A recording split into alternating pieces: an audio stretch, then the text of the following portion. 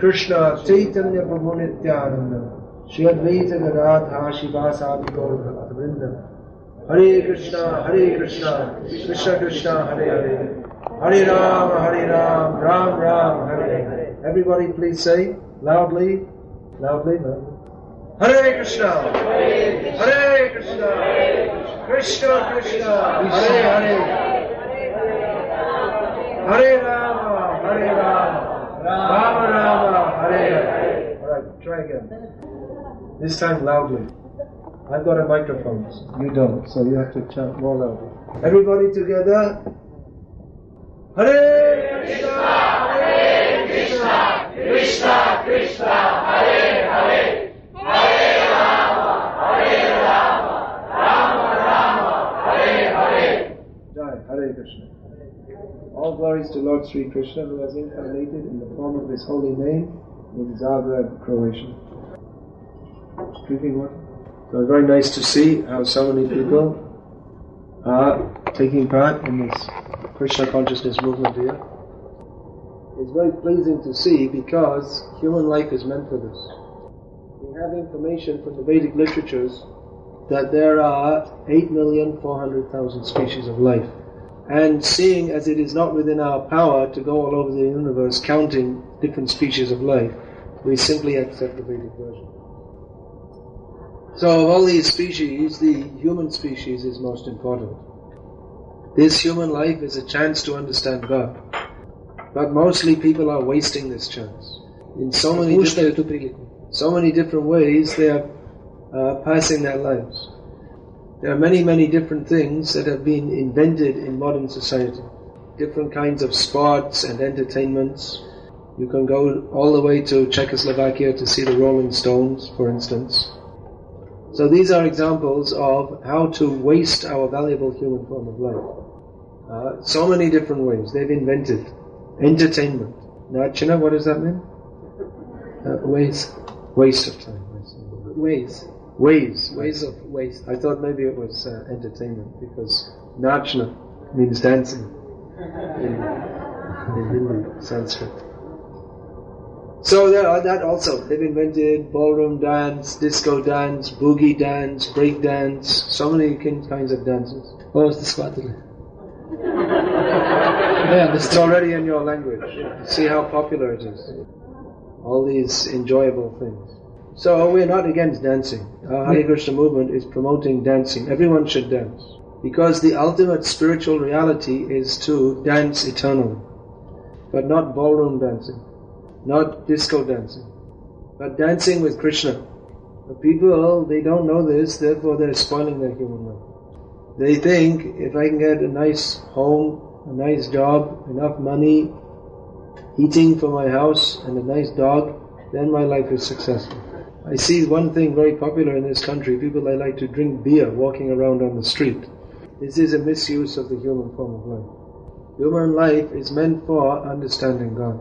This is the opportunity. If we don't take this opportunity, then simply mrityu samsara vartmani, back we have to go into 8,400,000 species of life. So why not take this opportunity seriously? Krishna Consciousness movement is giving everything to satisfy us in every respect. Even if we take it as entertainment, it's very good entertainment. You get nice dancing. You don't have to go all the way to Czechoslovakia to see the Rolling Stones. You can do here without having to pay a huge amount of money for the ticket. And nice food, nice association. Devotees are very good people. They don't eat meat, they don't drink wine, they don't engage in illicit sex, none of these bad activities. So even if we take it superficially, Krishna Consciousness is very nice. But then if we see what is Krishna Consciousness teaching, Krishna Consciousness is teaching us that which is of eternal value. The message is very deep and great. The message they're teaching, Bhagavad Gita, that we are not these bodies. These bodies are temporary. Therefore, there is no use to decorate these bodies in different ways, with different kinds of fashions and hairstyles and high-heeled shoes and low-heeled shoes and no-heeled shoes and so many different kinds of shoes, just fashion, that's all. So no need to waste our energy in decorating the body in different ways. But better try to understand who is God and what is our relationship with Him. That will make us happy. Even if we make 200 pilgrimages to see the Rolling Stones, that won't make us happy. That is simply an agitation for the mind. But Krishna conscious dancing, that is pacification for the mind. Because this dancing, this comes from the soul. So Krishna conscious is teaching us how to understand who we are, who is God, and how to get free from birth and death. So our request is, why not take this very seriously? Now I think, of course, many of you are taking this very seriously. Seriously means we should take some decision what to do with our lives. Most people, they just live their lives without thinking what they are doing or why they are doing what they are doing. They're born, they grow up, they go to school, they get some job, they get married or not married and have children, and like this, they grow old and they die. But why they're doing what they're doing, they never think. If we ask the man who's walking on the street with a bottle of beer, that why are you walking down the street drinking a bottle of beer, he'll say, well, everybody does that. Completely normal. So that's true, it's normal. But that doesn't explain why you should do it. Why don't you think, what is the result of doing this? That's already too much philosophy for the average person in the street. Because people's minds are so dull. By watching television, they can become completely dull. Instead of using their human intelligence to think about the purpose of life, simply they turn on the TV and whatever's on, they simply sit and watch. And if we present the most important question, they simply cannot relate to it at all. If we ask people, well, sir, it's very nice that you're living at home with your wife and family and children and TV and dog, but what happens after death? And they can't think at all. They think the question's not even important. It's so dull-brained. What happens after death? Well, they take you away and burn your body. That's all right, but what happens to you? Don't know. Finished. Why should we bother? We're here now. This means extremely dull. Like an animal, exactly. So, someone who is serious about human life, they should not be dull, like a vegetable. We should think, what are we doing with our lives? How long are we going to live in these bodies? There is no guarantee. Generally we are thinking, well, I'll probably live to be 65, 70, 80. There's no guarantee. Any time death may come. But let's say, for instance, that you have some knowledge that you're going to live to be 90 years old. So think how old you are now. Some people here are about 20 years old, some 30, some 40. That means if you're going to live to 90, let's just say, you have a few years left. But it's not much time. If say you think, well, maybe I'll live for 30 years more, of which there is no guarantee anyway, it's not much time. So we should not be dull like vegetables or stones. We should think. That's the purpose of human life. We've got this human body so we can consider what is the purpose of life, how to use it properly. So we should think, what is going to happen in the future? What happens after death?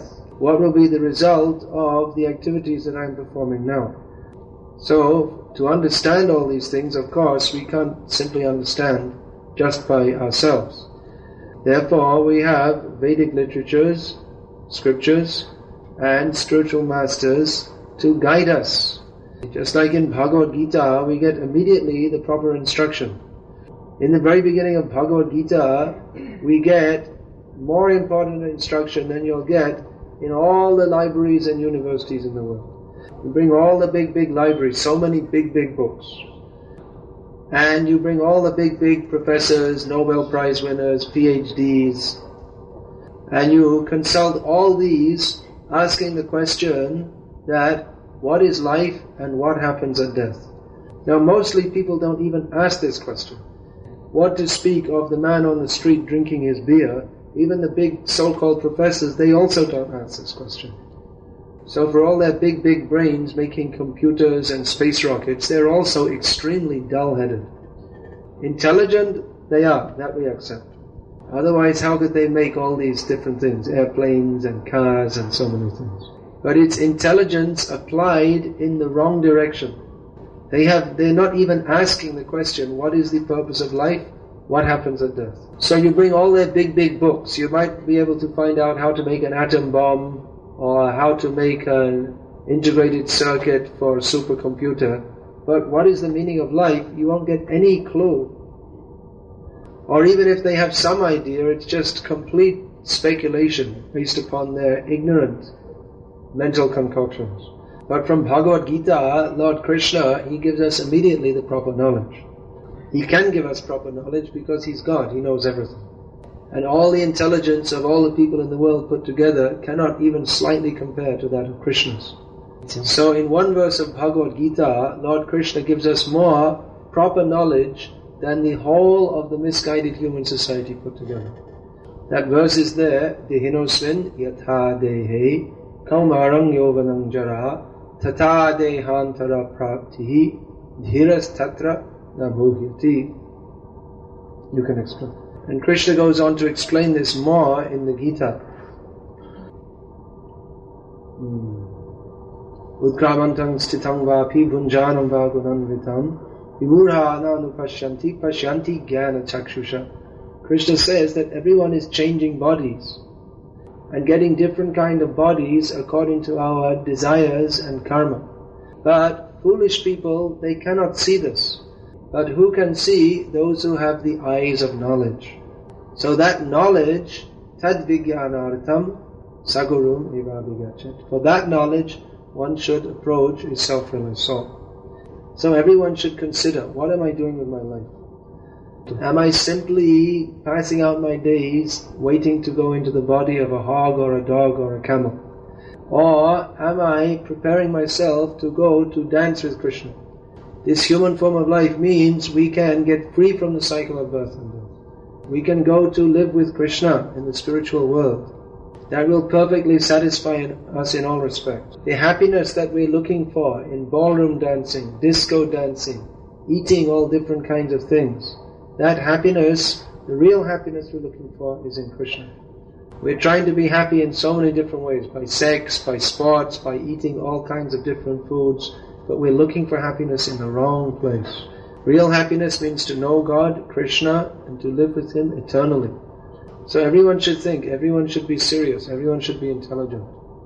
What am I doing with my life? One time, in the very early days of the Krishna Conscious movement,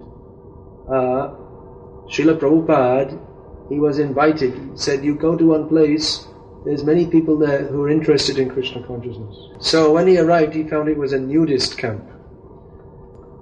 But anyway, Prabhupada heard that many people are chanting Hare Krishna, so he decided to go there and preach anyway. So he saw one man, he was doing the gardening, with no clothes on, of course, because it's a nudist. So Prabhupada said to him, what are you doing? He said, well, I'm gardening. Prabhupada said, what are you doing with your life? That he had no thought. Prabhupada, he saw this person is supposed to be living with Krishna in the spiritual world. And now he's become so degraded. So we should not become degraded. Become elevated. Don't be deluded by this materialistic society. Now your country is being opened up to the wonderful pleasures that are offered by the modern society, such as McDonald's hamburgers. I'm sure you've got them here because they've got them everywhere. McDonald's, Pepsi, Coke, they're always the first things to come. It's just, even from the point of view of food, it's complete garbage. So that will come, I don't know about here, but in Budapest I saw another sign of modernization, so many striptease bars. Now you have the freedom to go to Czechoslovakia to see the Rolling Stones. This whole materialistic civilization is offering, you will get very happy by McDonald's and Coke and Rolling Stones and striptease bars. It's not true, it's a lie. They're simply cheating. They make big advertisements, Coca-Cola. What is it? It's just some nonsense drink, just some water with some sugar and color and gas. You can drink 200 liters of Coke, it won't make you happy. Or you eat 500 McDonald's hamburgers, you'll simply get an operation for a bloated stomach. There's no happiness in these things. Rather, there is degradation. I don't know why the whole world is so anxious to follow America. You see all Eastern Europe and India and everywhere, even Thailand and Vietnam, they all want to follow America. They all want to wear Levi jeans and some t-shirt, San Francisco, California. Although the t-shirt's actually made in Thailand because it's cheaper to make them.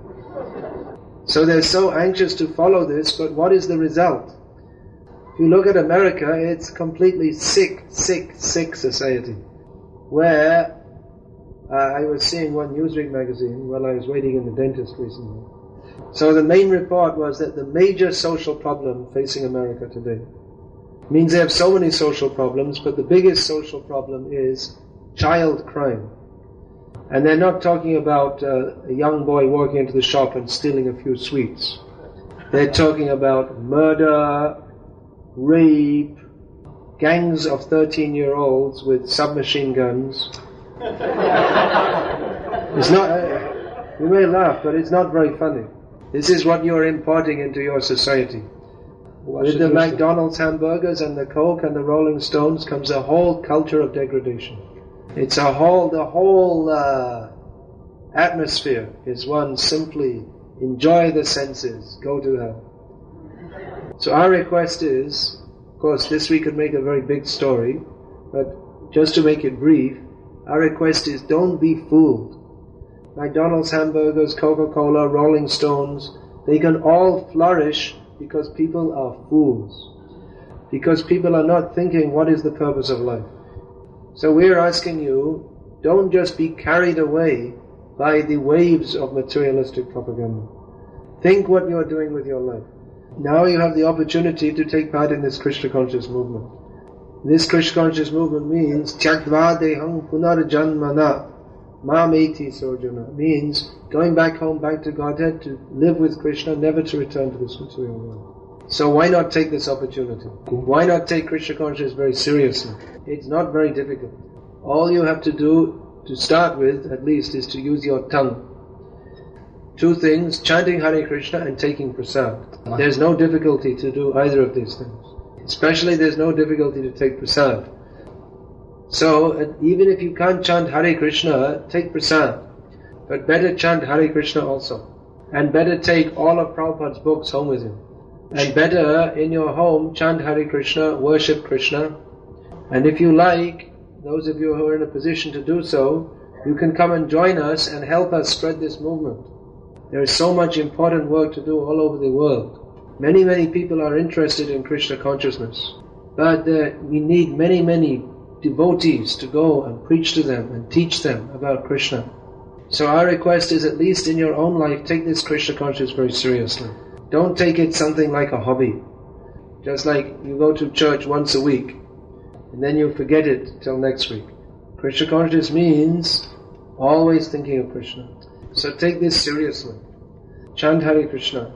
Follow these principles. Study Prabhupada's books. Take this opportunity to make this the last birth in this horrible material world. This is our request. Hare Krishna.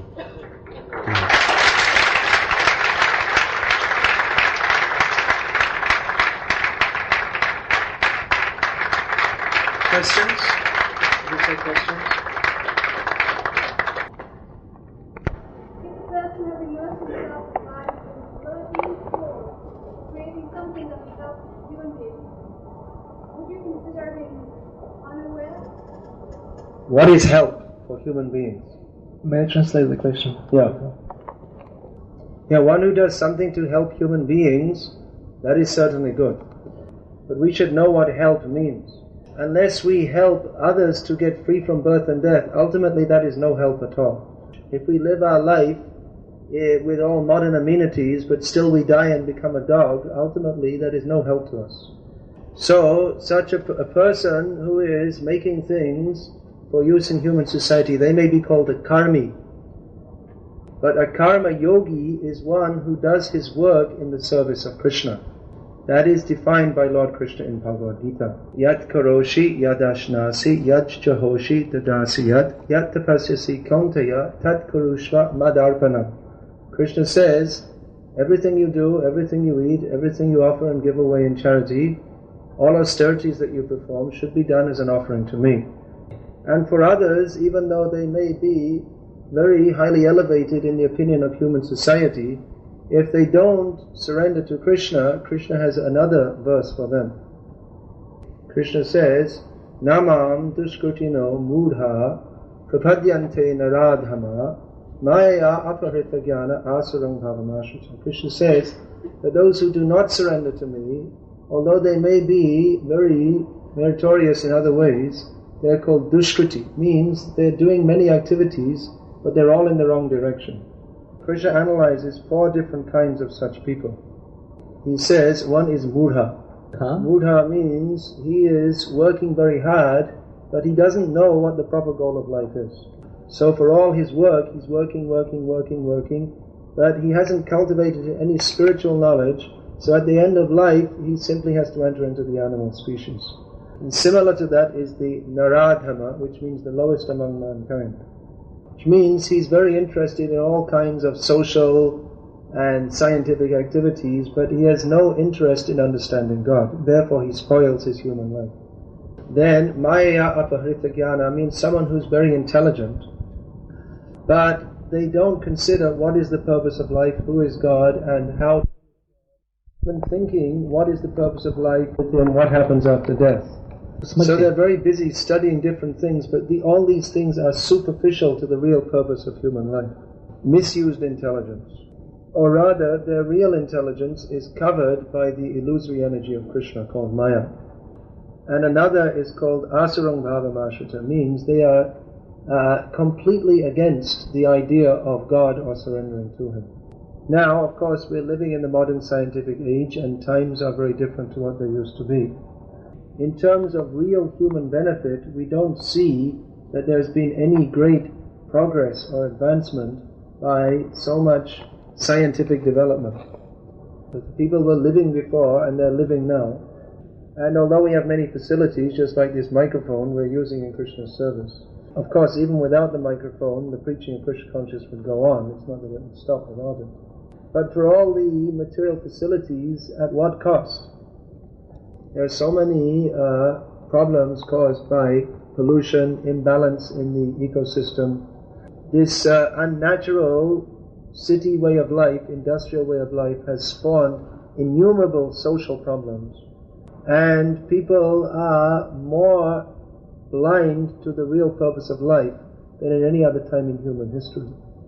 So practically we don't see any great benefit at the most essential level in all the so-called development of human society. So we should not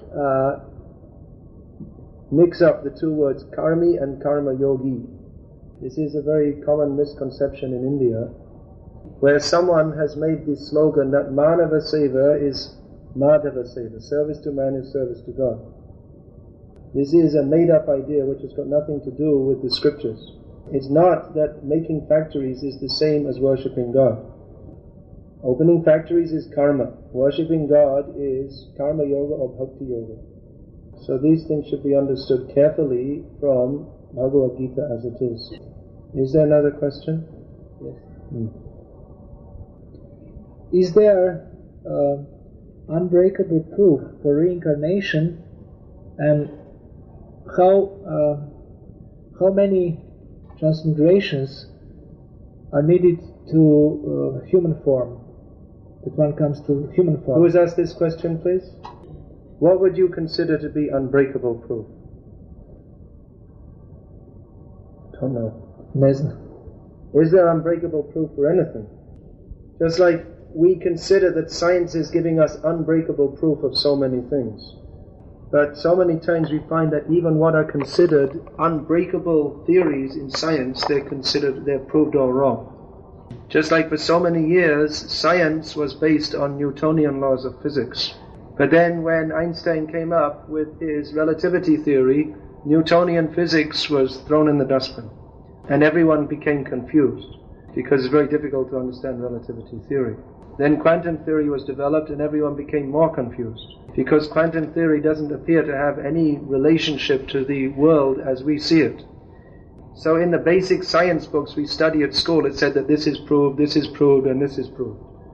But at the top of science, the big brains who are studying quantum theory, they say that according to science we can't prove anything, because in quantum theory anything can happen. And another thing that is recently they discovered in science, that there is one chemical which goes against all the laws of physics. What is that chemical? It's dihydrogen oxide. Dihydrogen oxide means H2O, water. After studying so many years, they found that according to the laws of physics, if you put water at the top of a pipe, it shouldn't flow down, according to their laws. So now they've invented something to explain why water flows down a pipe. It's called the law of confusion. Of course, confusion means it's not a law at all. It just goes to show that all the scientists are confused, that's all.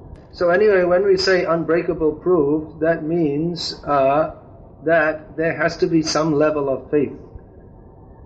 You have to accept what someone says, or you have to accept something which you see yourself. Just like you see the sun in the sky, how far away is the sun? Scientists say it's 93 million miles away. So can you understand that just by seeing it in the sky? Obviously not. But we accept the sun is 93 million miles away by scientific inquiry. So similarly, in understanding any subtle subject matter, we may not be able to make all the experiments ourselves, but we have to follow what is told by authorities. And as I was saying, mostly all the big brains in this world, they don't even ask this question, which is an indirect acceptance of the fact that the answering of such a question is beyond their powers. Recently I was reading a book which was a series of interviews with 90 of the top scientists in the world. And one of the questions they were asked was, what do you think the relationship between religion and science should be? Most of the scientists answered that religion covers areas of knowledge which science cannot touch. They said that science can give answers about the physical nature of this world, but as far as life after death and God is concerned, religion has to answer that, science cannot. So as far as knowledge of life after death is concerned, we can't do any experiment. If you like, you can do an experiment, you can shoot yourself in the head and see what happens. We don't recommend this. We recommend better take knowledge from those who know. As far as all the authorities of spiritual knowledge are concerned, they all say that after the demise of the body, the soul continues to exist. And even if we consider with our tiny brains, we can understand that this is quite reasonable to accept. As that verse from Bhagavad Gita, Lord Krishna was explaining, that the body is always changing. This body, when it was 5 years old, it was different to this body now. At the age of 5, at the age of 20, at the age of 30, the body is changing all the time. The mind is also changing all the time. So what is staying the same? Just like if my mother saw me, and my mother, she saw me when I was on her lap, sucking her breast milk. And when she saw me at the age of 20, she recognized, this is my son. So who is she recognizing? It's not the body, because the body has changed, and the mind has changed. But the person stays the same. So we can see that the body and the mind are changing, but the person is the constant factor. And Krishna explains in the Bhagavad Gita that that person is the soul. This body is temporary, but the soul is the constant feature. So Krishna explains that this body, that changing, the last change is death, but the soul continues to exist. That's a very common example we can all understand also. That when someone dies, we say, he has gone away. Then who has gone away? The body is still there. Why should you cry? Oh, my father has died. No, your father is there. They'll say, no, he's gone away. In every language of the world this is said. Every language. He has gone away. Death means he's gone away. It's not simply an idiom. In every language it is said. So that means that we recognize that the soul has left the body. That's all. What happens after that? Like I say, you can't bring a microscope or a telescope. The soul is too subtle to be seen. by such things. What to speak of the soul, even subatomic particles, they cannot be seen by any microscope. Therefore, to understand what happens to the soul after it leaves the body, we have to accept the experts, the spiritual authorities. They are all highly advanced persons, they all agree on the same point. Therefore, if we are interested to understand this knowledge, we simply accept, that's all. Is there any other question?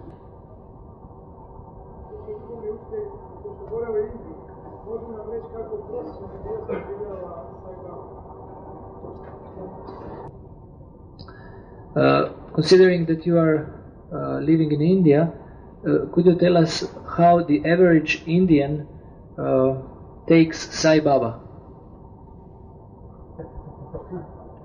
To say average Indian is a very difficult thing to say. India is a very cosmopolitan, it's a very broad society. Actually, we're not interested in Sai Baba, we're interested in Krishna. But as people ask us this question, somehow or other they think Sai Baba has some connection with Krishna. I suppose we should answer it. Go on. See, most people don't care about him at all. Nowadays, so many Indians, they have no particular religious affiliation anyway. And those who do, they worship some particular god according to some imagination, or they have some local idea of God or whatever. Practically, the religious situation in India is very confused. So those who are followers of Sai Baba, naturally, they think he's very good. There are many people who don't like him at all. About 2 years ago, I was giving a lecture in a postgraduate hostel in a university in Hyderabad, in South India, from the state which he comes from. So at the end of the lecture, one of the students asked me, "What do you think of Sai Baba?" So I replied that, actually I don't think of Sai Baba, I think of Krishna. But considering that Krishna is the Supreme Personality of Godhead, from him emanate millions and billions of universes just by his wish. And someone is producing a few ashes, and he calls himself God. Therefore, he's a great cheater. And anyone who follows him is a fool and a rascal. So I wasn't sure what they were going to do, whether they're going to shoot me or not. Of course, I gave a longer explanation, about 20 minutes. But they didn't shoot me, they all stood up and gave me standing ovation for 5 minutes. You may be interested to know that I think it was about 1 year ago, or maybe 2 years ago, there was an attempted assassination on the so-called Sai Baba. At his so-called ashram, 2 people came in the night with guns or knives or something. So the guards were there, and one of the guards got killed. And Sai Baba saw there was something going on, so he went inside the room, locked the door, and rang the alarm bell. So what kind of God is that? That he has to have a locked door and an alarm bell to protect him. So actually this was very embarrassing for him. And after this, his PR department, they started changing the propaganda. It came in the newspaper that they had some secret meeting. They decided not to present him as God anymore, but as a great welfare worker. Actually, there's one story. I don't like Sai Baba, but I don't like that people, they should say he is God. It makes me, actually I want to vomit when I hear this. It's the most disgusting thing. If you say he's a yogi, a sadhu, even then you may not accept. But to say he's God is most disgusting. Anyway, there's one very famous magician in Bengal. His name is P.C. Sharka. Yes. So he wrote a letter once to Sai Baba saying, "I'm P.C. Sharka, I'm the famous magician, I would like to meet you." So he got a letter back, "Sorry, Baba's very busy, no time." Then he wrote another letter, "Dear Baba, I worship your lotus feet, I'm your great devotee, I'm a big businessman, I want to give you a big donation." So he got a telegram, "Please come immediately." So he went down to see Baba. Then he was invited in for darshan. So Baba said, "Oh, you're from Bengal, you must like to eat rasgulla." Rasgulla is one kind of milk sweet. So he went, just put his hand in the air, and boom, brought one pot of rasgulla. So P.C. Sharka took it, said, "Thank you very much." He started to eat one. He said, "Actually these rasgullas are not very good." So he put them down, put his hand in the air, said, "Here, try these." He said, I'm from Bengal, I know what rasgullas are. Here are fresh ones from the best sweet shop in Calcutta. So Sai Baba didn't know what to say. But P.C. Sharka did. He said, I'm a magician, you're a magician. The difference is that I say I'm a magician and you say you are God, you rascal. Why Sai Baba? There are so many people claiming to be God in India. I heard recently in Ukraine there's a new incarnation of God also. We should know who is God. If you don't know, I'll tell you. Krishna will save you a lot of problems. We should not be cheated by all these false people. This may be unpalatable for you to hear. Jewish. But if you can accept it, it will be very good instruction for your life. Because if we follow these false leaders, then our future will be very, very unpalatable. So better to digest these words, which may not seem very nice to you, than have to go for the Yamayatana, means appointment with Yamaraj. Any other question? If you want more information, how Krishna is the Supreme Personality of Godhead and no one else is, then you should read Bhagavad Gita as it is.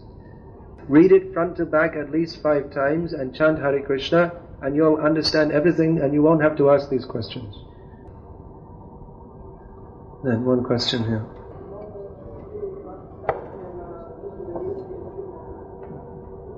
Again, so many different things. Then you'll say Chinmay and this yogi and another Swami and another incarnation. Yeah, if you say one name, you first said Sai Baba, then you'll say Chinmay, then you'll say this another yogi and another Swami and a guru and this. And you can go on all night.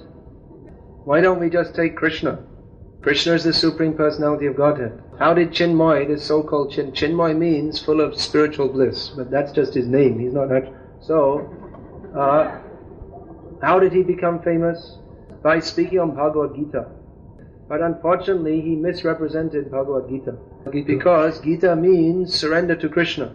Bhagavad Gita means which is spoken by God, Krishna. And the whole purpose of Bhagavad Gita is to understand Krishna. But he had no interest in Krishna. He edited Gita, Krishna out of Bhagavad Gita. He used to say, Krishna is black, black means unknown, so don't even try to understand Krishna. So he had to take Bhagavad Gita to become famous. He was using Krishna's book. So why not go for Krishna? Why not understand Krishna? Why not take Bhagavad Gita as it is? Otherwise you'll go, like I say, another Swami, another yogi, another guru. If you want to be cheated, there are millions of cheaters. They will represent, oh, this is something very nice. Something mystical, whatever that means. In Krishna Consciousness, we don't give anything so-called mystical. We just say, here is God, Krishna. No false advertisement. Who is actually God, he doesn't need false advertisement. Simply we are presenting. Surrender to Krishna, your life will be successful. But if you want to take Bhagavad Gita as armchair philosophy, that's something else. You can do that and you will get the result which is predicted in Bhagavad Gita. Ashradadhana purusha dharmasyasya parantapa aprapya mang nivartante mrityu samsara vartmani. You'll simply have to go on in this material world, birth after birth after birth. Any other question? There's one question now.